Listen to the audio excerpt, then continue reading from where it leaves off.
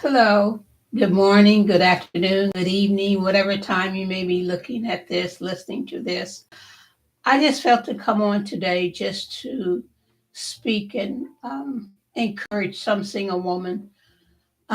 This month is supposed to be domestic violence and about cancer. So I wanted to get on here. Excuse me, I'm trying to take something off my screen. To encourage those who have been, excuse me, or may still be in an abusive situation. I understand.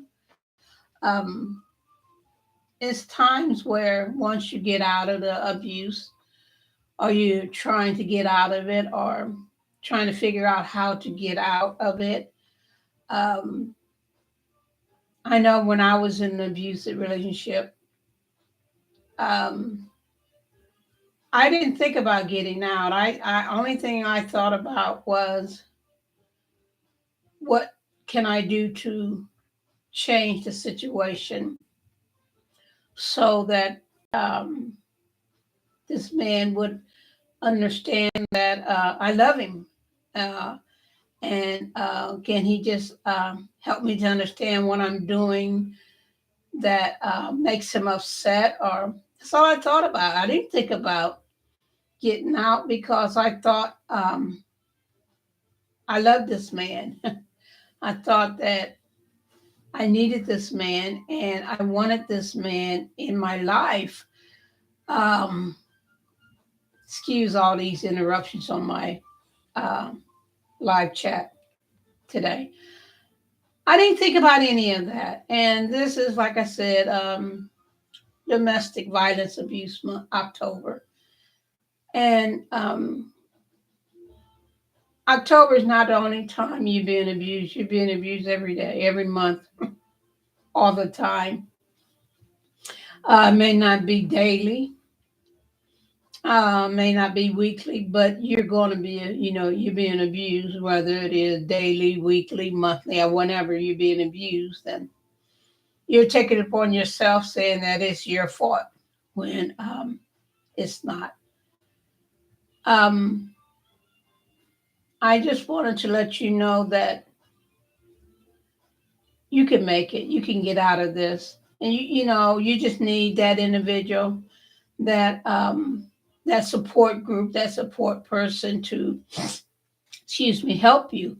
I didn't have no support because I didn't want to tell anybody about it, so therefore, I didn't have that escape route because when I, did leave, I came back, I went back. Um, I didn't want him to be upset with me, and I knew what the consequences would be if I stayed gone. I knew what the consequences would be when I came back. I knew everything, but yet I went back. I kept going back. It was like in institutionalized. I guess I'm saying it right. When a person goes to jail and that's all they know. And so once they get out, some of them go back because that's all they know.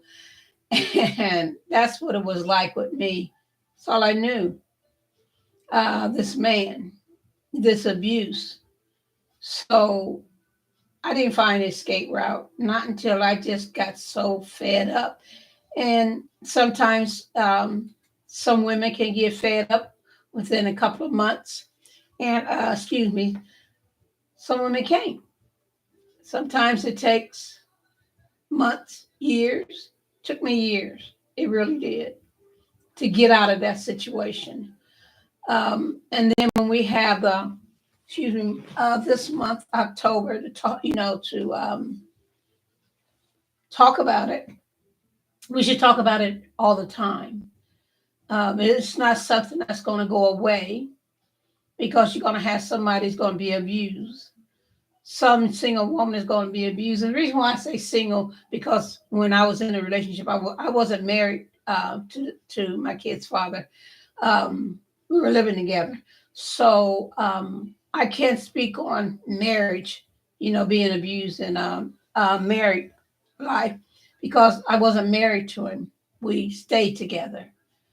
And when I first, when I moved in with him, I was young, and to me, young and dumb. Excuse the words, but that's what I say about myself. I'm not saying that about anybody else. It's about me. And when I think about this month, October, when I think about the single women that have been abused or still being abused, it hurts my heart. It really does. And I won't stop reaching out to you. I won't stop doing my podcast, my live streams, because I want another single woman to be able to tell her story, tell her life and what she went through, how she got out of it, so she can help another young lady. And that's my goal, is to help another single woman to become the woman that she was born to be. And and sometimes when you're in an abusive situation, you think that's your life. This is what you were born to be, and you don't see no escape. You don't see no reason to leave. You don't see anything um, but this sadness that you're going through. And then you have good days, and sometimes the good days outweigh the bad days. So, the abuser knows how to keep you in the situation that you're in, with the threats, um, with the kind words, even with hugging. He knows how to keep you there. And he doesn't really realize the deep hurt that he's putting within you.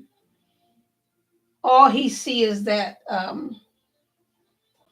whatever he has went through, maybe something that he has dealt with or he's dealing with, and this is how he feels that he should handle it, with hurting someone else. I don't know. I can't give you that reason, because I don't know the reason why the abuser tends to want to abuse, belittle women, talk about, the individual that he's with, make her feel less than human, make her feel just like she's nothing. And the guy that I was going with, he always told me nobody else going to want you. And if you're constantly hearing that, you're going to believe it. You're going to take it, and you're going to believe it, that nobody else is going to want you. And that's what I felt, that nobody, like he would say, used product. When you go buy something that's used, you can get it a little bit cheaper, but if it's brand new, you're going to pay a price for it. But his goal is to make you unusable,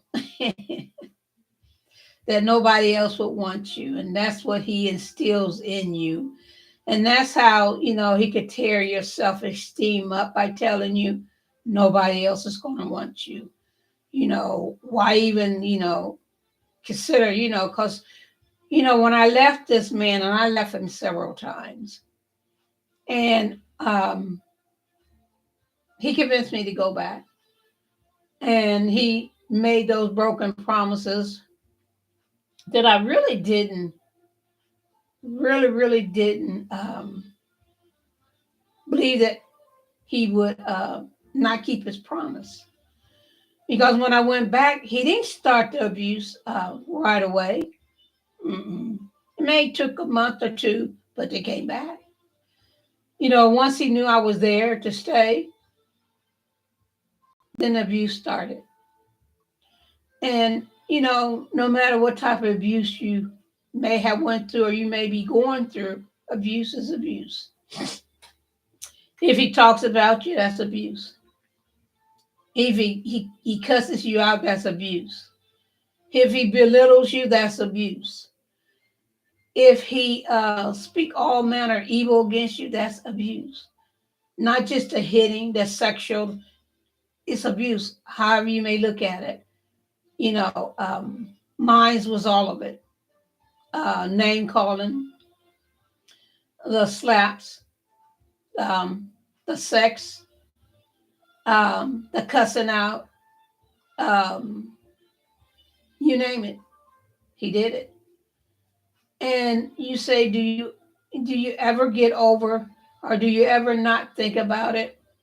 Well, there's some days that I don't think about it, about what I went through, and then there's some days I think about it and I question myself. And then there's some days I say, I thank God I got out of it. And then I realize that I can help somebody else, another young lady. It's not easy to get out of an abusive situation. It's not easy. And it wasn't easy for me, um, because I was so afraid, um, the consequences, what he would do eventually to me. I was always afraid that he would come home and he would beat me so bad that I would be hospitalized, or um, he would break something on me. Um, he would cut me. All kind of thoughts was going through my mind because it was fear. Fear guided me. Fear was my companion. Fear was something I dealt with. Fear of the repercussions. Fear of him, if I did leave, if I went outside, he would grab me and beat me, because he knew I wouldn't, go to the police, because I never did. No matter, when I did try to go to the police, back then it was your word against his. He could say, I was beating on him.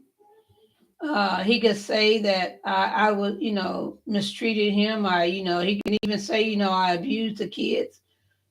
So, when he did abuse me, one time he busted my fingers and busted my head open, and had stitches. And I couldn't go to the police and say, this is what he did, because he told me, if you do, I may go to jail for a while, but when I get out, I'm going to really hurt you. So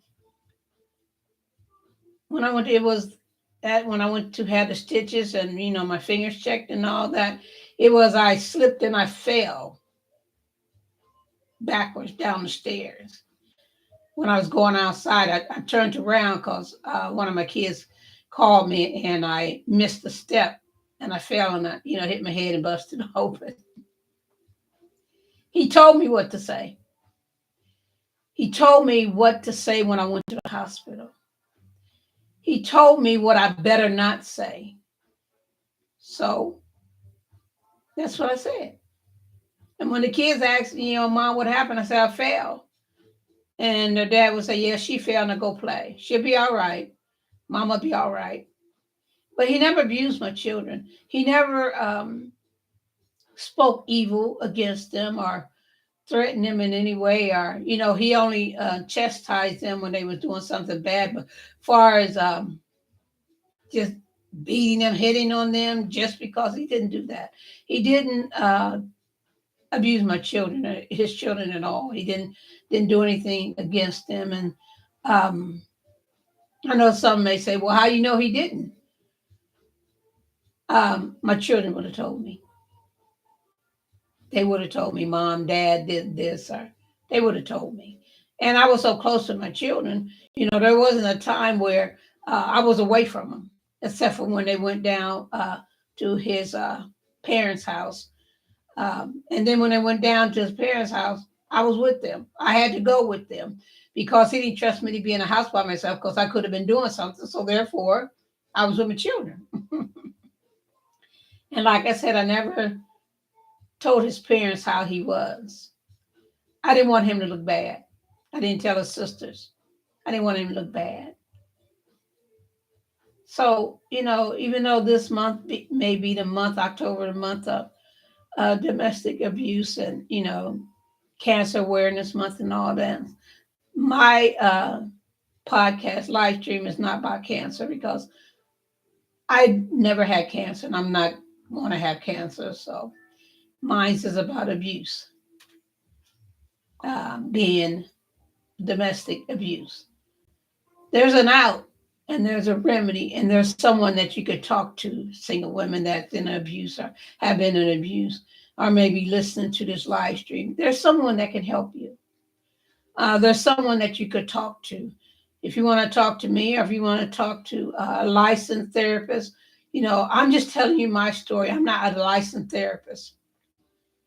I don't have a degree in abuse. I went through it.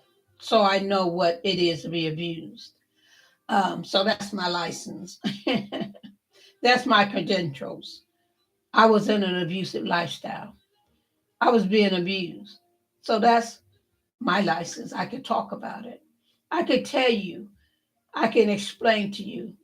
I can let you know the hurt, the disappointment, the disrespect, the hatred, the stress, the depression, the suicidal thoughts, the envy, um, miserable, just hating life, hating anything about life, hating everything that I thought about life because I didn't know any better. I was in an abusive situation for 11 years. I stayed with this man for 11 years before I got out. That's how fearful I was of him. Even though I may have left him several times, it was like a revolving door, in and out, back and forth, in and out, back and forth. Knowing that when I went back, how bad it was going to be. But it was like there was a stronghold he had on me that he had me on this here line and he would reel me back in. Um, no matter how I fought in my mind, telling myself, don't go back. Don't go back. I just, it was like I was addicted. I couldn't, even though I tried, I couldn't stay away from him because in my mind, I kept saying, it's going to get better. I know it's going to get better. In time, it's going to get better. I just need to give him, time to, for us, because like I said, when I went back, it wasn't immediately the abuse. No, he was very kind, very gentle, very respectful, very loving. Um, so he knew what he was doing. Like I said, I wouldn't report the abuse. I was too ashamed to say anything about it. But once I came to the realization that I can get out and stay out, that's what I did. It took a struggle in my mind to stay away. I'm not going to say once I left the last time, he didn't keep at me. He did, but I didn't want to go back.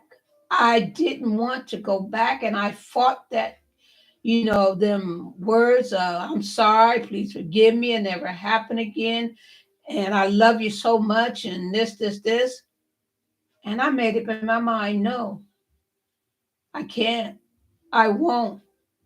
And I still was afraid to come out where I was at. I still was afraid to leave I went with my grandmother for a while, and then I moved in with my sister. I was still afraid. I was so afraid. But then one time, I said to myself, Lord, I need you to help me. I called out on the Lord to help me. A lot of times I called out on the Lord and say, Lord, help me. I went back.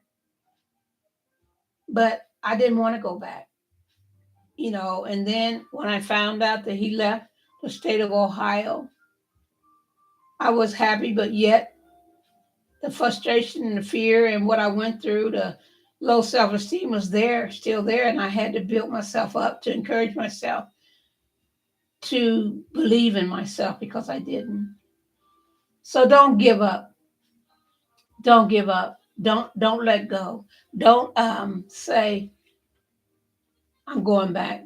Don't hang in there. It gets better. And like I always say, believe in yourself. Trust the Lord. He loves you with an everlasting love. He will help you.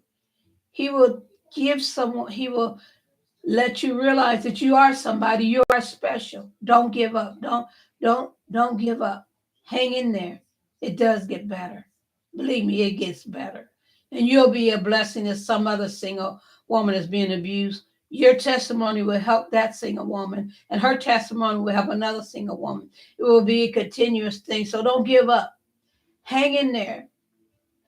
You can make it. You are going to be a survivor to help another single woman be a survivor. Don't give up. Realize that you're going to make it. It's going to work out no matter what nobody says. It's going to work out. So have a blessed day, and remember, God loves you and so do I.